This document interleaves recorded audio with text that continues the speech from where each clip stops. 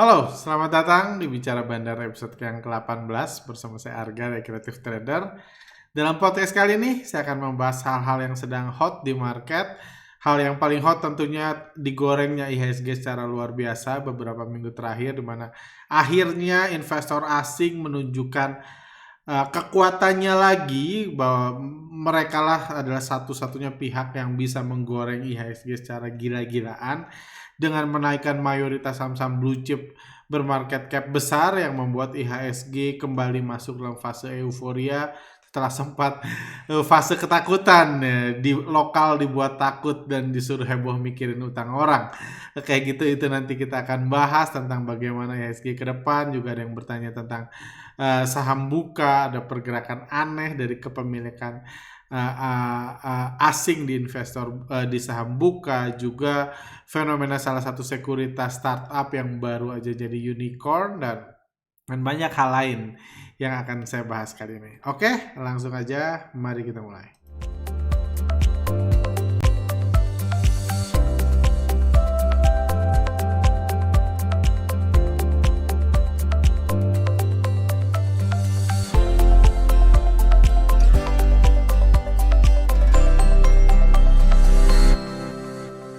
Oke, seperti kita lihat, ini adalah pergerakan IHSG kemarin, karena kebetulan saya ngambil take video ini dimulai jam 1 subuh. Sebenarnya tadinya mau saya publish tadi malam, cuma sama ada something. Jadi ini sudah lewat dini hari, udah jam 1 subuh, tapi ya ini pergerakan tadi sore, penutupan tadi sore. Hal menarik lain selain IHSG yang digoreng gila-gilaan sekarang udah level 6.400, hal yang menurut saya lebih menarik adalah hari ini investor asing mencatatkan inflow sebesar 3,4 triliun. Artinya apa? Bagi yang belum paham inflow itu apa? Artinya investor asing mengeluarkan uangnya untuk membeli saham investor lokal sebesar 3,4 triliun. Dan angka ini adalah angka kedua terbesar dalam sejarah IHSG. Jadi dalam sejarah IHSG, setelah IHSG dibuka, hanya sekali investor asing melakukan pembelian lebih besar dari pembelian kemarin.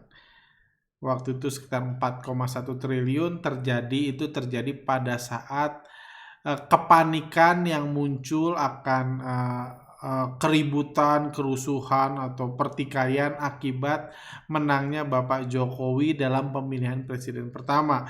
Pemilihan presiden yang pertama, kepemimpinan pertama Bapak Jokowi. Jadi pada saat itu, bagi yang masih ingat, kurang lebih tidak jauh dengan yang kedua, di mana orang sempat panik, investor lokal khawatir, dan lain-lain. Karena memang kondisi saat itu sempat mencekam bagi sejumlah orang, karena takut ada keributan karena pertikaian dua belah pihak waktu Pak Jokowi dinyatakan menang melalui quick count. Dan setelah itu investor lokal panik, dan investor asing memanfaatkan besar kepanikan investor lokal tersebut untuk memborong saham investor lokal. IHSG naik sekitar 4 atau 5% seingat saya di tengah kepanikan investor lokal tersebut, dan investor asing memborong sekitar 4 triliun. Itu peristiwa terbesar inflow dalam sejarah IHSG. Hari ini yang kedua. Hari ini tentunya nggak ada apa-apa. Ini simply bukti asing mah bebas aja. Mereka memutuskan, wah kesempatan nih, lokal pada takut atau lokal ngerasa IHSG mahal atau kemarin koreksi, lokal berharap koreksi, lokal jualan diborong habis sama investor asing. Investor asing melakukan pembelian 3,4 triliun. Jadi inflow sebesar ini tentu adalah hal yang sangat positif, karena seperti saya berulang kali katakan, ini tuh uang beneran. Ini tuh bukan uang palsu, jadi uang beneran yang dikeluarkan asing sebesar 3,4 triliun. Dan perlu Anda ketahui, asing melakukan pembelian sebesar itu bukan karena mereka ibah dengan para misalnya investor-investor veteran yang udah lama nyangkut di blue chip, atau kasihan nih investor lokal yang udah beli Mandiri, BRI, BCA, kok nggak digoreng-goreng, jadi mereka ibah, mereka ngambil duit 3,4 triliun hari ini dipakai beli investor lokal supaya mereka bisa keluar. Bukan itu. Tujuan investor asing masuk ke bursa kita adalah cari untung. Gimana cari untungnya? Sama kayak kita, mirip kayak kita. Mereka beli di bawah, mereka nanti kita lihat mereka sudah akumulasi dari bulan Juli, beli di bawah, digoreng ke atas, nanti di atas akan keluar berita-berita positif. IHSG mau ke 7.000, kalau udah lewat 7.000, mau ke 8.000, mau ke 9.000, bebas kecapnya apa di atas. Ketika investor lokal euforia, investor lokal akan mau melakukan buyback lagi di harga atas, di situ asing profit taking. Jadi kalau dia ngeluarin 3,4 triliun itu karena dia yakin, optimis, at least saham yang dia beli senilai 3,4 triliun itu misalnya bisa dijual lagi ke lokal di harga 3,9 triliun. At least mereka untung 500 M. Makanya mereka mau keluarin. Kalau mereka nggak mau keluar, kalau mereka nggak mau itu mereka diem aja. Jadi itu hal yang sangat positif tentunya, dan saham-saham yang diborong juga ada BRI, BCA, ASII dan lain-lain. Dan kalau kita lihat grafik foreign flow-nya memang luar biasa ya. BBRI yang sudah berulang kali kami bahas, pembelian asing sangat besar. Kalau Anda lihat highlight-nya, ini inflow terbesar 6 bulan terakhir, dan kita lihat ketika asing memutuskan beli langsung terbang. Di sini kan asing jualan, nggak jelas lama, borong langsung terbang. Artinya asing punya hak penuh untuk menggoreng BRI kapan aja. Kita sebagai komentator boleh lihat laporan keuangannya, di sini boleh, di sini boleh, di sini boleh, di sini boleh, di sini boleh. Ya kalau kita ngeliat di sini terlihat langsung turun, IHSG BBRI terlihat menyedihkan dan lain-lain. Tapi kalau Anda lihatnya di sini terlihat bagus banget fundamental. Nah, tapi yang ngatur itu bandar BRI atau investor asing. Itu realitanya. Ada yang bilang tolong jangan bilang digoreng dong ke saham blue chip, bilang aja naik karena wajar naik. Terus saya bilang yang nentuin wajar atau enggak naik atau turun itu asing. Jadi wajar dong dibilang digoreng karena yang ngegoreng asing. Laporan keuangan BRI di sini sama di sini nggak beda. Tapi Anda lihat di sini, inflow terbesar 6 bulan, inflow 2 hari terbesar 6 bulan, inflow ini ada highlight inflow 5 hari terbesar dalam 6 bulan. Ini mecahin lagi inflow terbesar 6 bulan. Hari ini aja investor asing mencatatkan pembelian di BRI sebesar 367 miliar. Kepemilikan asing di BRI di sini adalah 78 ini. Sorry. Kepemilikan BRI di sini adalah 78% di sini, dan kepemilikan asing sebesar pembelian asing 362 miliar. Jadi ini adalah bukti nyata kalau memang asing yang mutusin. Dan bukan cuma BRI, ASII Anda lihat akhirnya digoreng juga gitu. Kita lihat investor asing sudah melakukan ngeborong ASII dari Juni, Juli, Agustus, September. Anda bisa menghubungin sama harga mobil naik, harga mobil turun, PPKM, USD bebas. Tapi yang mutusin kapan naik tetap asing. Kayak gitu, mereka akumulasi, dan itulah yang dikejar dalam analisa foreign flow. Kalau mereka belanja, beli. Kan gitu. Atau BBCA yang sempat membuat galau karena kita lihat dalam satu periode besar di BBCA itu periode besar di BBCA sini investor asing terus belanja. Kita lihat ini indikator asing terus belanja, tapi BCA-nya nggak naik-naik. Ini juga yang kadang-kadang membuat tuh kan asing nggak berkuasa, asing berkuasa penuh kok. Ngegoreng BCA kapan aja. Buktinya dengan pembelian yang kurang lebih sama bisa digoreng. Dari 32.000 ke 36.000 bisa digoreng langsung sama dia. Cuma di sini dia nggak mau, dia mau beli dari lokal di harga rendah. Itu aja. BCA nggak berubah kok gitu. Di sini bukan pada saat di sideways ini bukan lagi kreditnya macet semua, hari ini lancar semua, enggak kok. Nggak ada hubungannya sama perusahaan. Ini murni keputusan asing, tapi kalau asing belanja kita bisa beli. Tahu kita kapan naiknya? Nggak tahu. I'm sorry to say, nggak tahu. Tapi kita tahu kapan asing akumulasi, kita bisa ikut akumulasi dan tinggal berdoa berharap digoreng. Daripada liatin laporan keuangan, toh naikinnya juga kalau digoreng asing kan. Lihat aja asingnya langsung. Jadi ini kita nggak terjebak sama saham-saham kayak Unilever gitu yang diguyur asing. HMSP gitu yang nggak diguyur, yang diguyur. Naiknya juga beda karena terus diguyur asing. Mungkin sama-sama bagus, sama-sama 7 hari 7 malam kita lihat laporan keuangannya, tapi kalau diguyur asing ya jangan beli. Kayak gitu. Jadi kita lihat saat ini saham-saham konsumer masih nggak banyak diakumulasi, tapi saham-saham BMRI, BBRI kayak gitu juga PTBA. PTBA ini terus diakumulasi asing. Harga batu bara naik udah 7 bulan lebih. Kenapa saham batu bara baru naik sebulan terakhir? Karena baru digoreng. Karena bandar batu bara sama saham batu bara itu beda. Kalau asingnya udah ngumpulin di sini naik harganya. Kenapa naik? Bukan karena harga batu bara, karena asing mutusin naik. Karena lokal mau jualan ke asing. Sesimpel itu. Oke.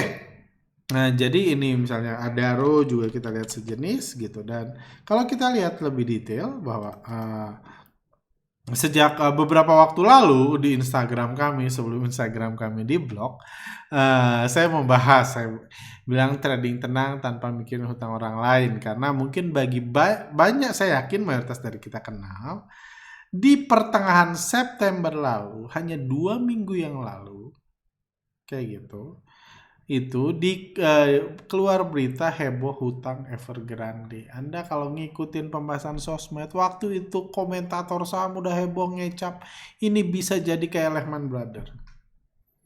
Di podcast sebelumnya, di Telegram, di Instagram saya bilang, selama asing nggak panik, ya kita nggak usah panik. Yang bisa ngebanting asing, kenapa kita harus panik?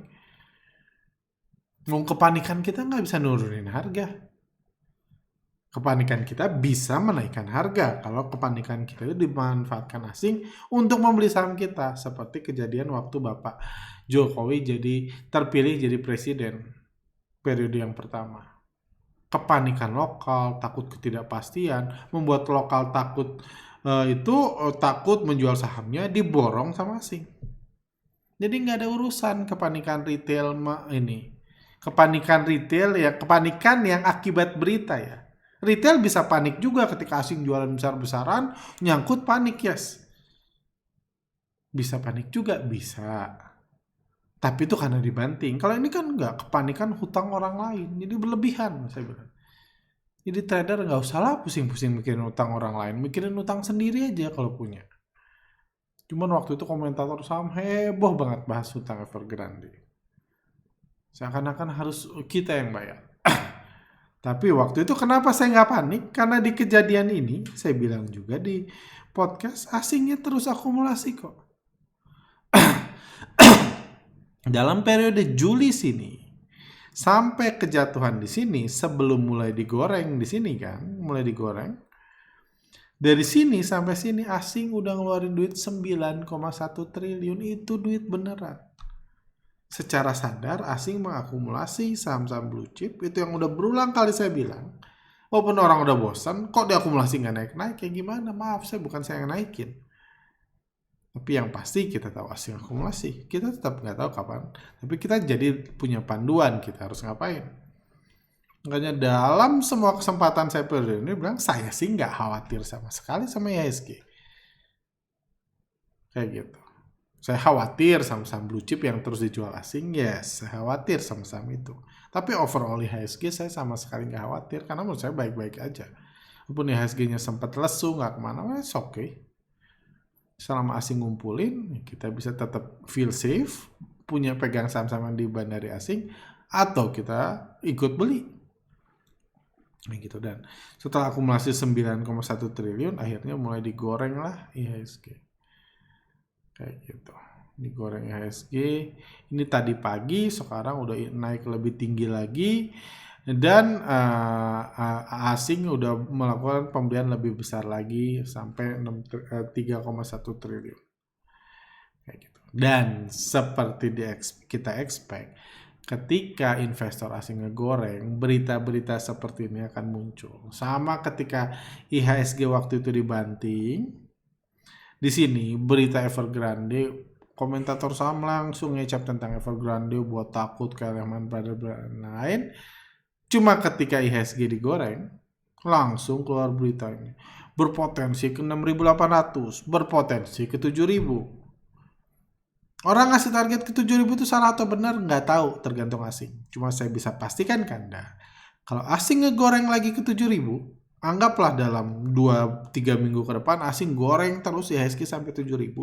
Saya pastikan Kanda, ketika sampai 7.000, orang yang bilang, komentator saham yang ngasih target 7.000 akan bilang 7.200, 7.300 dan lain-lain. Karena tujuannya bukan untuk benar, tujuannya untuk memicu Anda untuk semangat trading saham. Kalau IHSG di 6.400, komentator saham bilang, wah targetnya di 6.000, orang jadi takut beli. Kalau retail takut beli, bandar nggak bisa jualan. Kayak gitu. Jadi wajar ketika itu disuruh mikirin utang orang karena memang lagi akumulasi. Setelah itu digoreng wajar juga. Jadi analisa beginian akan otomatis bermunculan. 6.800, 6.900, 7.000, ada bahkan saya baca 7.011 gitu. Entah 11 itu keluar dari mana. 7.011 targetnya. 11 itu keluar dari mana? Apakah artinya ketika sampai 7.011 asing mau edan 7.011 kita harus banting ya? Kan nggak masuk akal. Kayak gitu. Hal lain lagi adalah yang banyak pertanyaan juga adalah kenapa saham old economy bisa bangkit. Terus sudah bahas juga di Instagram sebelum dihack saya bilang. Nah, dan saya udah bahas dari dulu kan. Saya nggak bilang saham busuk akan terus manggung, enggak. Akan ada waktunya kok saham blue chip manggung. Cuma sekarang udah ada dua kekuatan yang bakal gantian manggung, kadang blue chip, kadang blusuk, kadang rencana digital kayak gitu itu. Toh artis juga manggungnya perlu gantian kan. Toh semua punya kepentingan. Apalagi asing udah akumulasi 9,1 triliun. Sebelum IHSG digoreng, itu kan duit uang yang dikeluarin itu harus ditukar sama uang lokal yang lebih banyak di kemudian hari. Dia udah ngasih uang nih ke lokal kan. Membeli itu artinya ngasih uang ke investor lokal. 9,1 triliun pasti. Jadi itu yang membuat saya optimis IHSG masih akan baik-baik saja karena asingnya belum jualan. Apalagi baru akumulasi 3,4 triliun. Baik-baik saja itu bukan berarti besok nggak bisa turun. Besok boleh turun. Tapi selama asing akumulasi ya semakin baik. Kalau Anda lihat gitu, ketika digoreng pun, ketika asing terus masuk pun banyak kok merah-merah kayak gini. Cuma ini justru rezeki. Kalau Anda perhatikan di Telegram kami, setiap koreksi saya bilang ini bagus, istirahat, dan lain-lain. Kesempatan buyback atau apa. Karena koreksi selama asing masuk itu bagus. Seperti itu. Jadi ini hanya rotasi aja, nggak perlu pusing. Kalau khawatir apakah saham blusuk nggak akan digoreng lagi, saya yakin akan ada waktunya manggung lagi. Kayak gitu. Kenapa old economy? Apakah old economy balik lagi? Old economy dari dulu tetap tua, new economy tetap muda. HP udah ada, itu nggak ada hubungannya. Itu hanya jadwal manggung aja yang dihubung-hubungin.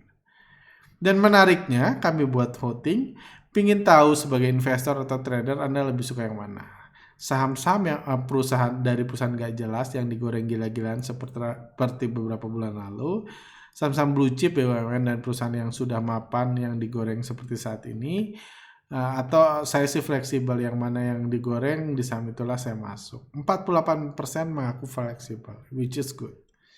Tapi satu hal, 43% lebih berharap, lebih pengen bursa saham itu yang digoreng adalah saham-saham blue chip, BUMN, dan perusahaan beneran.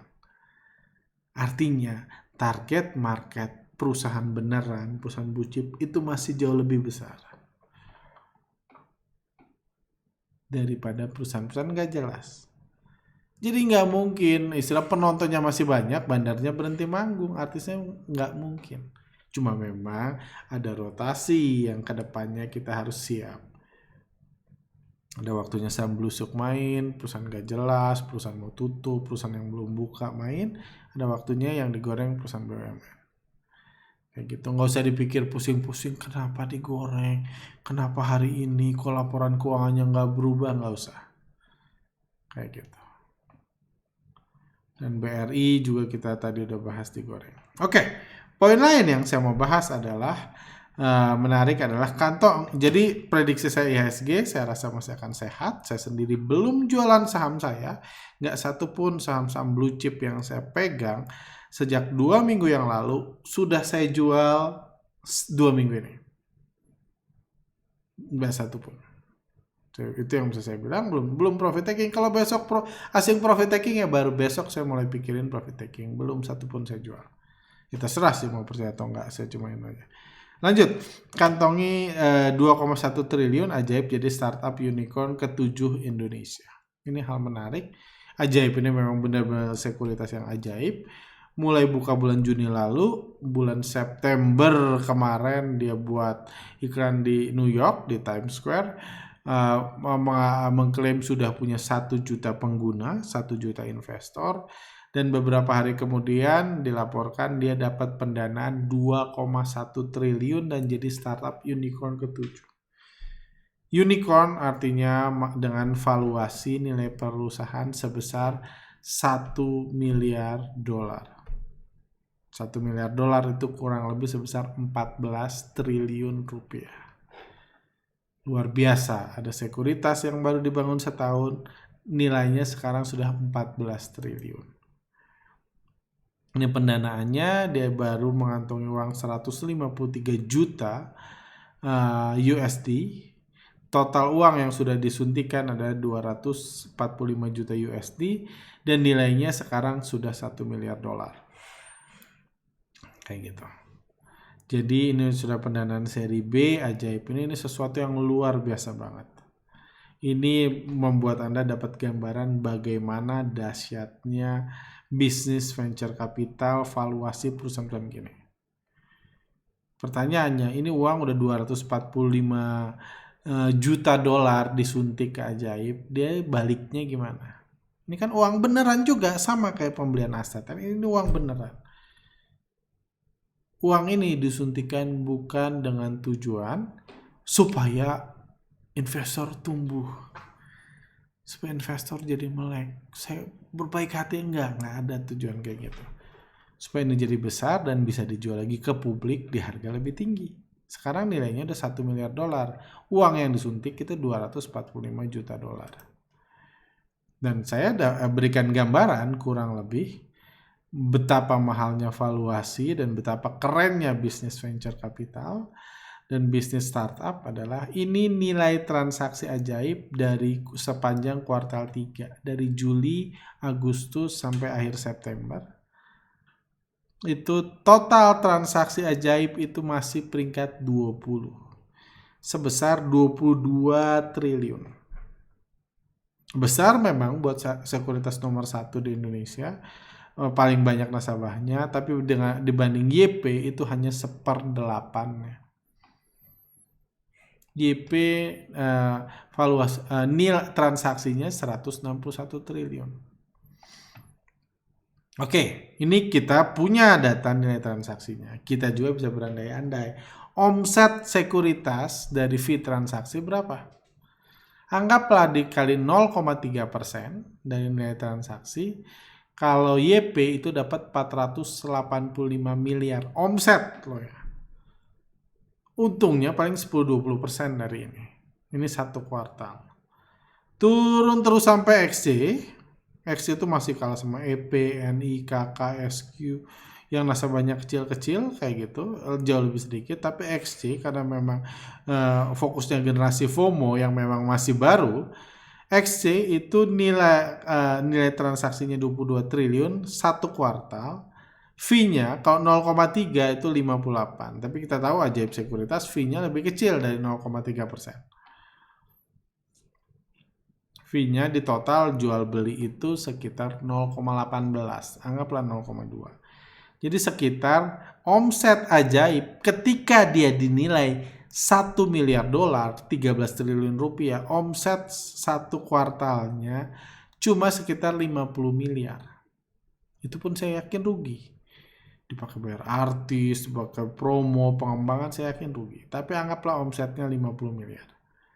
Nanti kalau mereka udah berhenti pengembangan, berhenti bagi-bagi hadiah dan lain-lain, kalau omset 50 miliar 1 semester, 1 kuartal, Untung anggaplah profit marginnya 20%. Jadi 10M tuh. 10M satu kuartal, satu tahun 40M. 40M untuk jadi 14 triliun itu butuh berapa lama? Butuh sekitar 300 tahun. 300 kali 14 kali 40 berarti 12 triliun. Itu pun belum sampai. Saya 350 tahun. Sementara nilainya sekarang segitu. Jadi nyari duitnya bukan dari Vini. Mabok investornya kalau nyari duit dari Vini. Nyari duitnya dari IPO.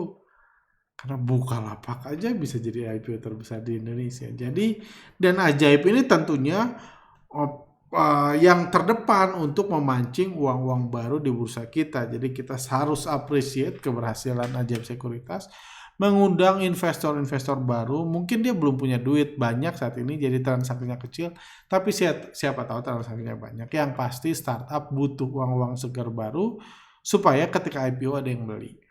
Karena kalau semua uang diserap ke startup, habis nanti uang di bursa.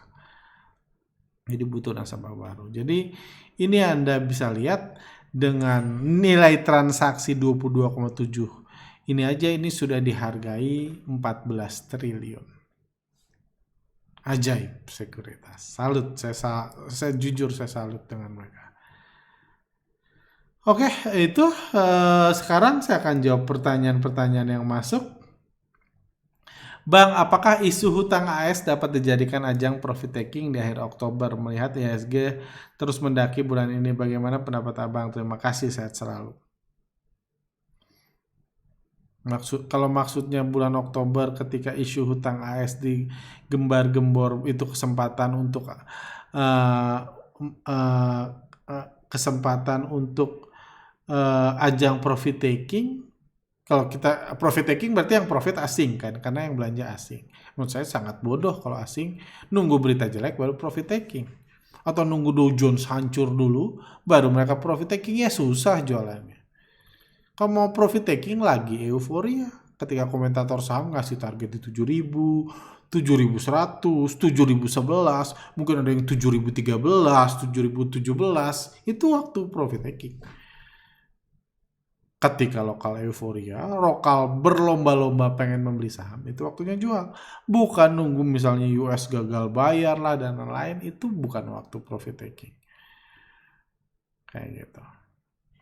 Mungkin Dow Jones panik ketika saat itu dan berdampak sama IHSG mungkin. Tapi kalau kayak gitu mungkin asing udah jualan duluan jauh sebelum itu. Jadi ya pengguna foreign flow bisa keluar duluan jauh sebelum ada kejatuhan Dow Jones, misalnya seperti itu. Atau kalaupun asing lagi akumulasi, tiba-tiba Dow Jones keluar berita jelek, misalnya gagal bayar dan lain-lain, Dow Jones terkoreksi, itu peluang yang sama kejadian hutang Evergrande. Saya akan ngasih nasihat lagi kalau asingnya lagi akumulasi. Jangan repot-repot mikirin utang orang lain. Sama. Yang utang siapa, yang pusing siapa, yang ngegerakin IHSG siapa, nggak ada yang nyambung satu juga. Gitu. Jadi nggak ada pendapat apa-apa menurut saya. Kalau saya nggak bisa bilang sepanjang bulan Oktober ini asing wajib terus akumulasi 3 triliun sehari dan buat IHSG 7.000, itu bukan hak saya untuk ngomong. Saya bukan dukun untuk nebak-nebak kayak gitu, toh asing yang mutusin. Tapi menunggu asing US default dulu baru profit taking, itu jelas strategi yang nggak wise. Jadi apa yang kita lakukan, kita tunggu aja asing jualan. Mau beritanya bagus mereka jualan, bagus, kita ikut jualan. Kalau berita jelek tapi mereka belanja, bagus juga, kita bisa beli di harga murah. Nggak usah biarin lokal lain mikirin hutang orang, kita fokus cari saham murah. Karena asingnya masih belanja, waktunya kita ikut belanja. Oke, Siang Min, saya ingin bertanya terkait kepemilikan asing pada saham buka. Per Agustus kemarin kepemilikan asing 58% dengan kepemilikan 42%. Namun per September sekarang kepemilikan asing 42% dan lokal 58%. Seperti hanya dibalik saja, padahal kita tahu bahwa bulan September bahwa dalam waktu sebulan ini September asing mencatatkan net buy harusnya secara berturut-turut. Yang mana logikanya kepemilikan asing seharusnya menjadi bertambah bukan berkurang. Mohon untuk diulas tim CTS. Ini pun sudah saya bahas. Jadi memang benar saham buka diakumulasi asing sepanjang bulan September. Jadi harusnya kepemilikan asing itu bertambah. Memang benar. Dan kalau Anda lihat di data KSE yang sama yang ditanya itu, kepemilikan asing benar-benar bertambah. Kenapa? Karena memang benar asing ngeluarin duit untuk beli saham buka. Memang benar. Jumlah saham yang dimiliki asing bertambah, iya. Tapi benar juga persentase yang dimiliki asing berkurang, itu juga iya. Kok bisa gitu? Gak enak saya ngejelasinnya. Kenapa bisa gitu? Tapi sederhananya gini. Oke, saya skip dulu, nanti Anda hubungin ya. Oke, gitu. Lanjut. Gak enak saya ngejelasinnya, tapi asing belanja benar, kepemilikan lokal, persentase kepemilikan asing ini juga berkurang juga benar. Kayak gitu. Lanjut dulu ke pertanyaan lain deh. Mungkin dihack karena nyinyir uang palsu, koin kripto, karena di situ punya prinsip senggol bacok. Jadi teringat peribahasa jangan sering mengganggu asu yang lagi terluka. Peace. Ya banyak banget yang DM saya ketika Instagram saya dihack. Sampai detik ini pun saya belum bisa merecover Instagram tersebut. Saya nggak tahu, mudah-mudahan bisa direcover, saya berharap banget. Karena bagaimanapun tulisan-tulisan saya taruh di situ semua. Yes, ada di Telegram. Cuma kalau saya pun mau baca, saya di situ. Terus saya bilang saya hobi nulis. Cuman memang sepertinya di negara ini memang tulisan tentang bandarmologi itu sesuatu yang ya akan terus dipersulit kayak gitu. Jadi apakah mungkin pelakunya teman-teman dari komunitas uang palsu? Ya saya nggak bisa bilang nggak mungkin kan, tapi mungkin juga dari komunitas para pencinta fundamental. Mungkin juga dari para komunitas pemerhati candlestick atau apapun ya, semua mungkin sih. Kayak gitu. Jadi saya nggak bisa menuduh dari komunitas uang palsu meskipun memang benar ya, at least logikanya kalau diadu para bandar uang palsu dengan bandar saham, mana yang lebih kuat di IT, saya yakin bandar uang palsu. Bandarnya ya, investornya sih sama aja, sama-sama pengen cepat kaya, bukan ngerti IT kayak gitu. Jadi itu sih saya nggak yakin ada kesalahan. Saya nggak bisa ini karena satu hal lagi, meskipun Instagram saya dihack, nggak ada yang menghubungi kami minta tebusan. Misalnya, tolong bayar saya sekian BTC, sekian uang palsu, tolong bayar saya 30 anjing digital baru saya balikin IG Anda. Jadi nggak ada hacker atau ya pelaku kejahatan tersebut yang minta uang palsu ke saya untuk sebagai imbalan atau sebagai menyandra kejahatan mereka menghack Instagram kami. Itu nggak ada. Jadi saya tekankan di situ. Jadi nggak ada itu. Tapi memang saya ngerti kenapa muncul pemikiran seperti ini. Kenapa? Karena memang kalau kita perhatikan, itu juga yang saya highlight di Instagram, dan mungkin buat para teman-teman komunitas uang palsu semakin emosi, itu juga yang saya highlight. Memang mereka itu, ya karena saya ngerti sih, karena mereka itu trading atau cari duit dari uang palsu, jadi mereka punya rasa insecurity lebih besar daripada yang investi emas, investi tanah, investi saham, karena mereka pegang uang palsu.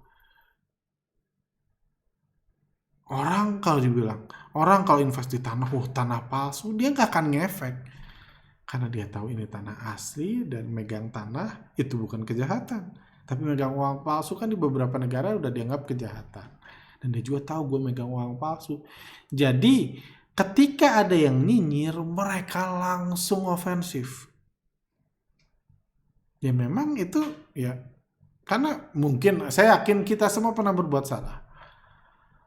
Kalau kita berbuat salah, takut dan lain-lain, tapi nggak mau berubah, kita akan sangat defensif buat diri kita sendiri, buat kesalahan kita, buat melindungi diri kita sendiri. Dan itulah yang terjadi dari mereka-mereka teman-teman yang memang invest di uang palsu. Patternnya at least seperti itu. Kayak gitu. Dan seperti saya bilang, saya nggak, tujuan saya itu nggak tujuan saya itu bukan supaya para investor uang palsu semua trading saham, enggak. Saya hanya menjelaskan, memastikan orang jelas bahwa ini itu uang palsu. Kalau Anda mau trading, silahkan.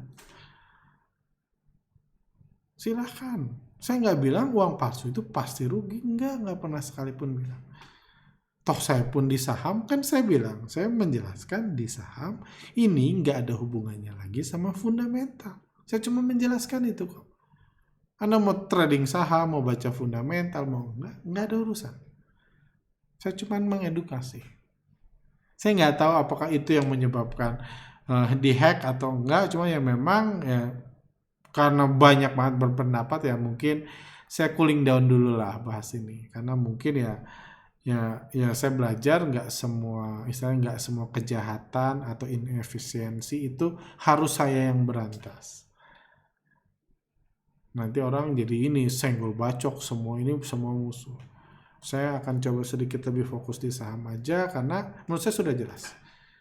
Ini uang palsu, tapi udah saya katakan bukan berarti kalau Anda invest uang palsu, Anda pasti rugi. Enggak, Anda bisa untung kok. Kayak gitu. Buat teman-teman komunitas uang palsu yang masih ini kayak gitu. Dan satu lagi yang saya mau tekankan terakhir mungkin adalah, memang para bandar uang palsu itu, para pencetak uang palsu itu selalu mengangkat tema digital, tema blockchain. Seperti saya bilang, saya nggak anti sama blockchain, saya nggak anti dengan NFT. Kalau untuk fungsi-fungsi yang lain selain menjadi uang palsu, karena itu teknologi, saya nggak anti sama sekali. Tapi mereka mengangkat teknologi, biar orang yang nggak paham teknologi, nggak bisa membedakan uang palsu dengan blockchain, itu membeli. Kayak gitu kan. Membeli, seakan-akan membeli teknologi, padahal yang dia beli uang palsu. Kayak gitu. Itu satu, dia jual teknologi. Terus yang dia jual, yang dia highlight selalu adalah mereka menekankan tentang inefisiensi uang beneran, uang asli. Enggak, ini asal cetak lah. Mereka akan mengkritisi tentang bank sentral lah dan lain-lain. Ini bahkan ada yang nekat bilang uang asli itu uang palsu gitu. Waduh, dikarungin kalau dulu. Zaman dulu orang bilang uang asli negara itu uang palsu. Segitu gelap matanya mereka. Tapi memang seperti saya bilang, sangat mudah orang kalau dengan mengkritisi dia dapat uang, semua orang mengkritisi, karena mengkritisi jauh lebih gampang. Kalau oposisi itu di satu pemerintahan, itu akan selalu kaya, semua orang jadi oposisi. Apapun yang dibuat pemerintah pasti ada kesalahannya. Vaksin, kenapa Sinovac? Kenapa nggak Pfizer? Salah. BLT, kenapa 300.000? Kenapa nggak 301.000? Salah.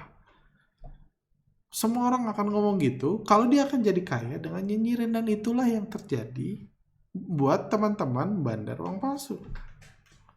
Karena dengan nyinyirin, dia dapat uang asli Anda. Itu tujuannya.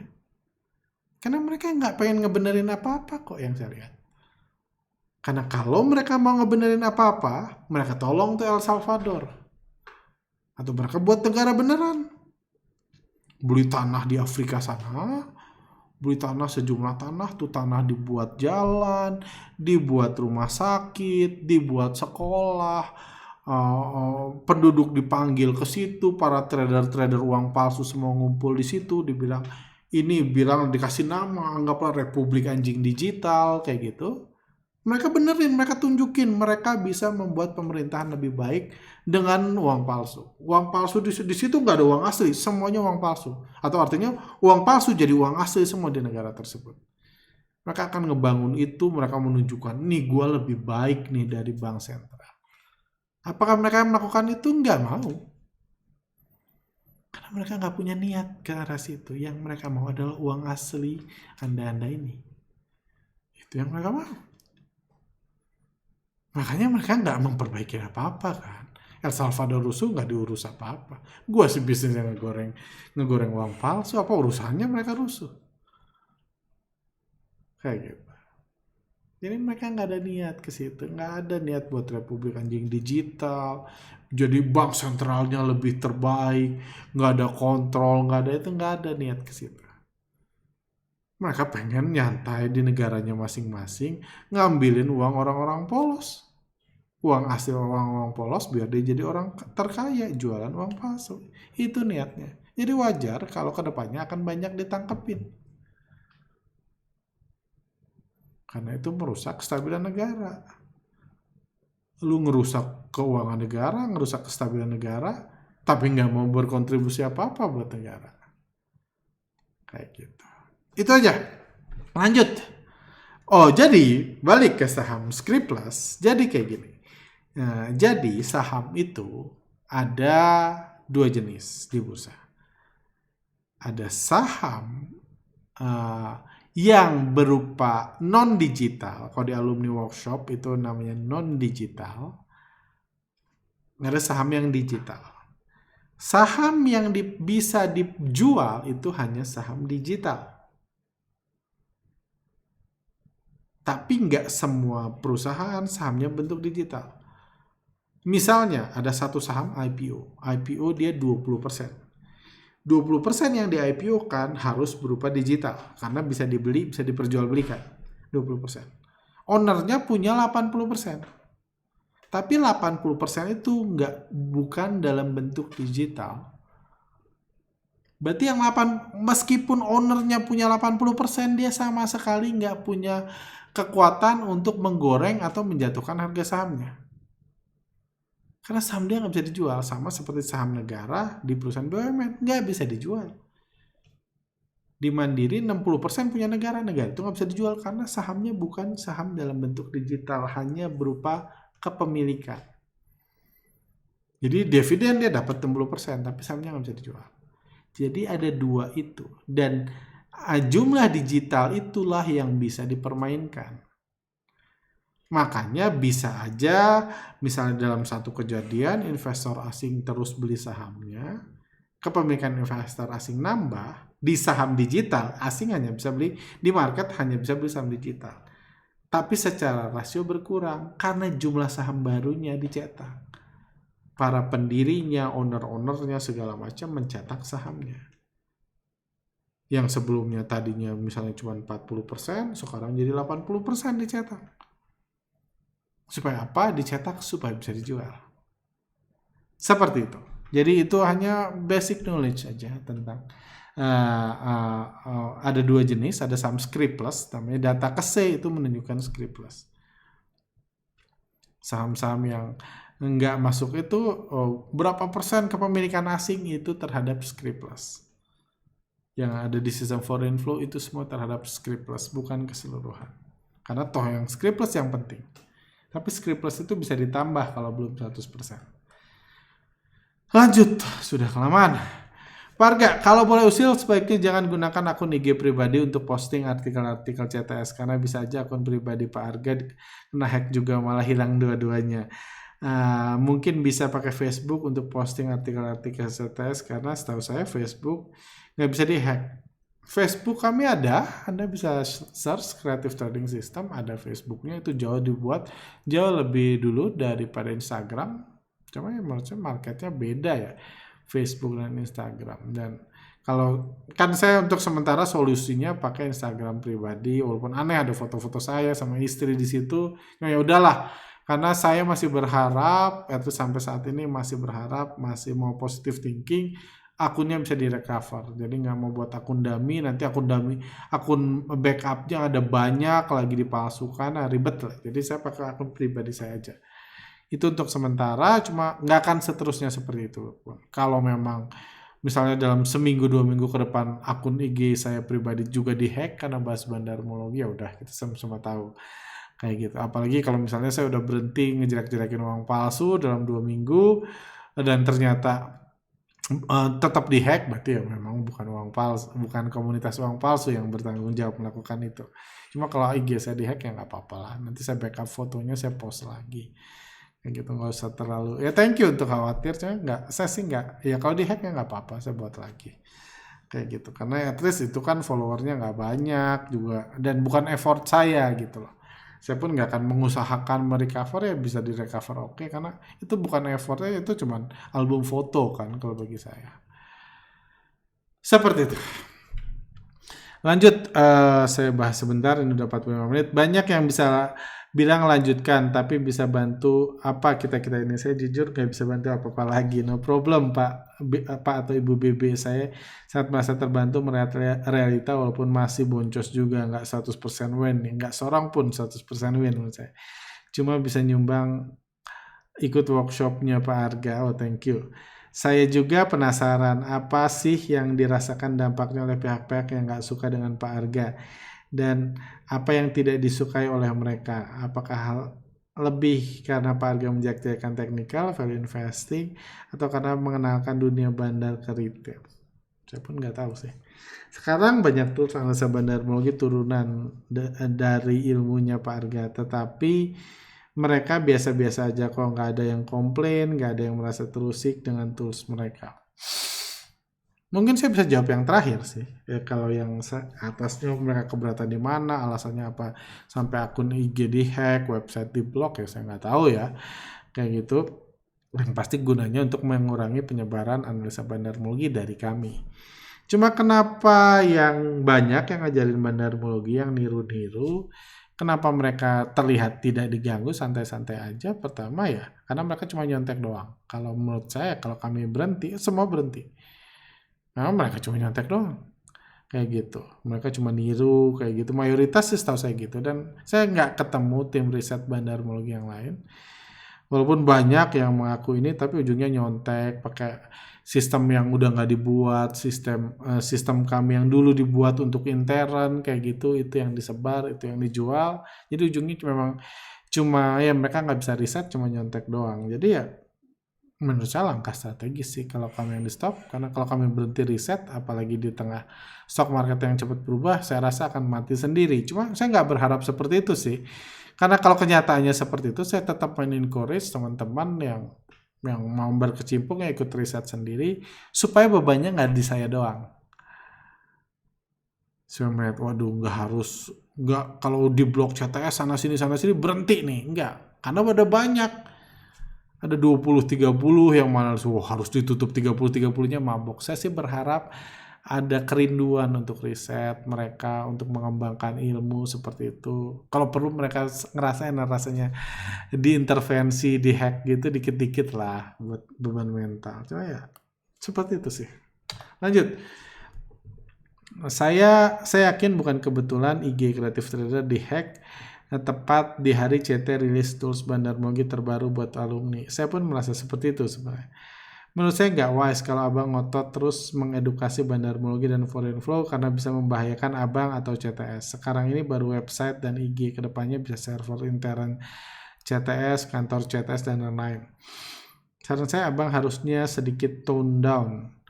Dan CTS harus bahas juga tentang analisa fundamental, analisa teknikal, sebagai penetralisir dan lain-lain. Ini demi kelangsungan CTS juga. Jadi bisa coba dipikirkan. Tuhan memberkati selalu CTS. Thank you sih. Ini kepedulian. Biasa sih ya beriman aja lah, saya nggak mau ini. Toh sudah saya bilang kalau ada bandar nonton, kalau Anda lagi ngegoreng saham dan Anda keberatan kami ganggu atau kami kebetulan nyinyir mention, Anda hubungi aja kami. Banyak kan cara ngomongin, tolong jangan bahas saham ini, atau Anda ikut workshop jadi punya masuk grup alumni, nanti hubungi analis kami, tolong jangan bahas saham ini ya, kayak gitu. Alasannya bebas loh, mau bilang mau Anda goreng atau apa, kami nggak ngehubungin kok. Itu sudah berlaku dari dulu. Gitu. Jadi nggak usah, saya nggak nyari ribut sama bandar karena saya butuh bandar untuk untung supaya saya bisa untung. Kayak gitu ya, saya nggak mau berharap worst, cuma ya saya sih ya, saya ngerasa saya mencoba berbuat baik dan saya percaya akan ada perlindungan buat saya, dan saya nggak khawatir ke yang lain sih ya. Itu tantangan aja sih menurut saya sebagai trader. Kita harus siap untuk dengan tantangan risiko yang ada. Toh trading saham aja udah capek, nggak analisa bisa dibanting gitu kan, itu kan risiko juga, sama lah kayak gini. Itu satu. Tone down, saya udah tone down sebenarnya. Saya udah bahas sana sini kayak gitu, riset lah, ada nyinyir ini, uang palsu. Saya udah tone down, ngurangi pembahasan bandarmologi sejak website kami di blog. Kalau Anda nyadar, pembahasan kami tentang bandarmologi berkurang kok. Kami lebih sedikit membahas mendalam tentang saham dan lain-lain, itu berkurang kok. Kalau tujuannya tone down, saya udah tone down untuk itu. Cuman kalau diminta saya bahas analisa fundamental dan analisa teknikal, saya juga bahas. Cuman saya bahas analisa fundamental, saya bahasnya fundamental, mengatakan value investing sudah nggak berlaku. Itu membahas loh. Kan membahas itu bukan berarti harus ngomong yang bagus-bagusin yang sebenarnya salah kan. Itu menjilat namanya, bukan membahas. Saya membahas teknikal, bagi saya teknikal nggak ada gunanya saya bahas. Cuma dibilang nyinyir, cuma itu yang saya rasakan. Dan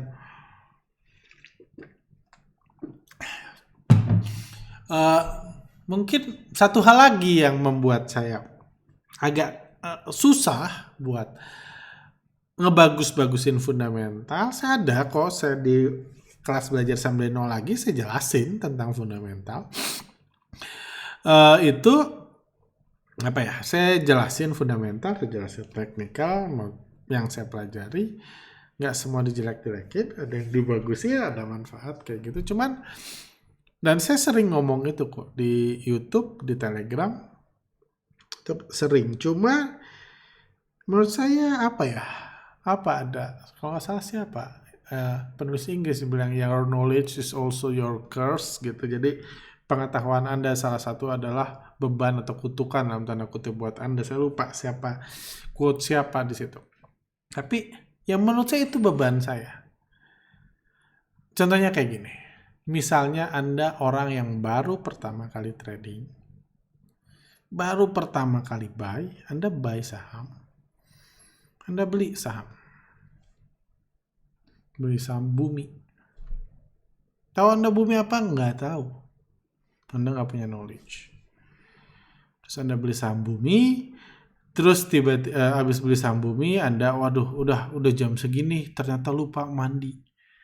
Akhirnya setelah beli saham Bumi, Anda tinggalkan, Anda mandi santai, mandi, cuci rambut, itu ganti baju, kayak gitu, sisiran, terus balik lagi lihat, wah terbang saham Bumi, naik 20%. Dengan informasi tersebut, knowledge dia adalah gue beli saham Bumi, gue ke kamar mandi, gue mandi, terus harganya terbang. Orang tersebut berhak mengatakan, menurut pengetahuan saya, menurut pengalaman saya, cara terbaik buat trading saham, cara untung buat trading saham adalah habis beli, mandi. Karena terbukti, saya membuktikan sendiri. Setelah saya beli, terus saya mandi, harga sahamnya terbang. Toh itu pengalaman satu-satunya. Itu knowledge dia. Nggak salah. Walaupun dia nanti akan sadar. Ternyata kebetulan doang ya. 20 kali selanjutnya, 20 kali kesempatan lain setelah saya beli mandi, nggak ada yang terbang kayak Bumi di pertama. Ada yang turun, ada yang naik, karena memang nggak ada hubungan. Karena udah tahu, kalau dia bilang, kalau beli saham, Udah itu mandi harga akan naik, dia udah ngebohong. Iya kan? Karena dia tahu. Itu juga masalah buat saya. Saya nggak bisa bagus-bagusin, terus kecap-kecapin fundamental gitu. Karena ini, kayak itu. Saya nggak bisa seperti itu. Karena saya tahu itu salah. Bagi saya itu nggak benar ngomong sesuatu yang salah. Kalau ada orang yang memang bagi dia itu benar dan dia memang ilmunya cuma segitu, nggak tahu itu salah, ya silahkan, itu hak mereka, itu privilege mereka ngomong. Cuma bagi saya, sekarang saya jadi semakin jarang diundang sama TV, karena saya semakin lama semakin malas gitu mereka tanya hubungin mulu sama fundamental, padahal udah nggak ngefek, saya bilang.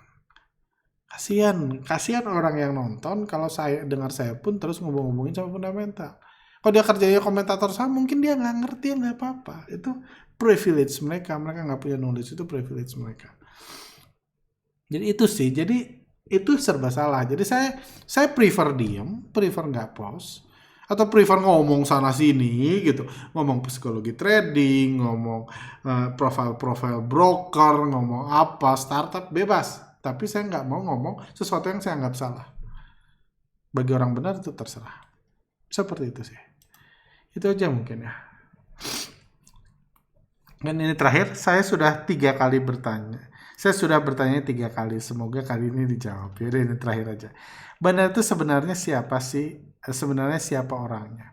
Apakah orang misterius yang tidak dikenal publik, atau penguasa dan konglomerat yang secara diam-diam menggoreng saham? Kenapa bandar yang jahat dan ngambilin uang retail di masa sulit seperti sekarang dibiarkan saja? Ini bisa dua-dua lah, bisa dikenal, bisa enggak, bisa misterius bagi seseorang, kita nggak kenal, punya duit banyak, bisa penguasa konglomerat, ini bisa aja sih, saya nggak akan point out namanya kayak gitu, karena yang satu-satunya bandar yang boleh di point out namanya kan Bapak Beni Cokro, karena dia dianggap bersalah dalam kasus Jiwasraya dan Asabri, dan media mengatakan dia bandar. Jadi saya cuma bisa highlight pribadi itu, dan dia orang yang sangat dihormati kok sebelum kasus itu, bahkan dapat penghargaan dari Kementerian Keuangan dan lain-lain. Jadi kayak gitu. Cuman mungkin terakhir yang saya mau bahas adalah kenapa bandar yang jahat ngambil uang retail di masa sulit seperti ini sekarang dibiarkan saja. Jadi menurut saya adalah sesuatu yang naif mungkin ya, katanya naif, polos ketika menganggap bandar itu jahat. Karena Anda yang nonton ini bisa di posisi yang sama dengan bandar, dengan niat yang mulia. Secara nggak sadar Anda ngebandarin sesuatu, dan Anda sangat mungkin akan dianggap jahat sama orang-orang kecil yang melihat Anda. Itu udah risiko jadi pemain besar. Gimana ya saya ngasih contohnya? Tanpa menjelekkan orang, biar nggak diblok. Tanpa menyebut. Oh gini, misalnya kita nggak usah ngomong saham, kita ngomong workshop bandarmologi, ilmu bandarmologi. Ilmu bandarmologi itu yang ngembangin kami dari awal, sekarang ditiru banyak orang. Ilmu bandarmologi itu bisa bilang saya workshopnya deh, nggak usah ilmu biasa, workshopnya. Workshop bandarmologi itu bisa dibilang saya bandarnya, saya menguasai supply-nya, saya yang menciptakan kontennya, orang lain niru. Jadi saya ngebandarin. Karena kami melakukan riset, kami kerja keras, kami invest banyak untuk riset, bayar analis dan lain-lain, kami akan mencoba buat barrier, hambatan, perlindungan buat bisnis workshop kami. Mungkin gini, buat workshop wajar kan? Anda yang kerja, capek dong, ada kerja langsung di copy, langsung di ini, kayak gitu. Langsung dicolong, langsung dicontek sama yang lain. Kami akan buat barrier ke situ. Menurut saya wajar. Ini uang saya, ini urusan saya, ini kerja keras saya, mau dong saya buat barrier. Jadi saya mengendalikan. Barrier tersebut bisa dianggap negatif bagi mereka yang kerjanya nyontek. Kurang ajar nih. Riset kau ditutup-tutupin. Ngerugiin gua dong. Kok sebelumnya gini, sekarang kompleks banget, jadi gua nggak bisa ngerugiin gua dong. mereka merasa dirugikan. Atau poin lain yang saya bisa lakukan adalah saya menentukan standar harga workshop. Kalau standar kami harganya 5 juta, yang lain di bawah 5 juta atau paling sama-sama 5 juta. Kalau saya ngerasa, wah kayaknya lebih cuan, menonton lebih banyak, yang ikut lebih banyak. Kalau saya turunin jadi 4 juta, yang lain harus turun semua. Saya ngatur harga, karena saya menguasai supply. Atau ini kami adalah, yang kami lakukan adalah, strategi kami dalam harga adalah setiap tahun naik. Walaupun karena pandemik sempat nggak naik, cuma dalam waktu dekat harus naik. Setiap tahun harga workshopnya naik. Anda bisa benci juga, wah kenapa harga workshop naik? Gue udah nabung, udah ini, udah usaha, ini aja udah mahal banget, kenapa dinaikin? Kayak gitu. Jadi saya bisa nggak disukai juga kalau naik. Tapi saya naikin juga punya alasan. Karena alumni yang udah bayar di invest misal 2 tahun lalu, dia berharap kalau bisa naik 3 kali lipat setiap tahun, biar penggunanya tambah dikit, biar pengguna barunya tambah dikit. Artinya apa? Apapun yang saya lakukan sebagai bandar workshop bandarmologi bisa dianggap jahat. Walaupun kalau misalnya ada cek niatan hati gitu, saya bisa dicek, saya nggak punya niatan jahat sama sekali ke siapapun. Itu hanya niatan saya melindungi riset, melindungi ini, tetap jadi yang terdepan, niatan saya cuma itu. Kayak gitu. Jadi mungkin seperti itu sih. Jadi satu hal yang dilakukan seseorang itu bisa jadi dianggap jahat karena merugikan orang lain yang mungkin lebih kecil. Lebih kecil maksudnya ya dalam hal tersebut kayak gitu. Walaupun seringkali saya bilang itu bukan jahat sih. Itu simply persaingan, itu simply perlindungan, itu simply cara dia mendapatkan keuntungan buat diri dia. Karena seringkali seperti yang saya bahas dari saham itu judi, saham itu mirip banget dengan judi. Ralat tadi, jadi saham itu mirip banget dengan judi. Itu saya bilang dalam hidup banyak yang bersaing. Seringkali ketika kita menang ada yang kalah. Dan kita bisa happy menang, bersyukur, merasa diberkati Tuhan ketika menang. Tapi orang yang kalah dari kita mungkin menganggap kita itu jahat. Jahat, licik, nggak adil, nggak fair. Ya udah, kita fokus ke diri kita sendiri aja. Seperti itu. Oke, udah 1 jam. Agak kelamaan, mungkin ngecap kemana-mana. Semoga Anda bisa belajar something dari sini. Saya mengingatkan lagi Instagram saya Instagram kreatif.trader yang ada di sini masih di lock. Anda bisa follow Telegram kami kalau Anda mau dapat pembahasan ini, atau Instagram saya pribadi yang Anda bisa cek di video YouTube kami sebelumnya. Oke, sampai sini aja. Sehat selalu. See you next time.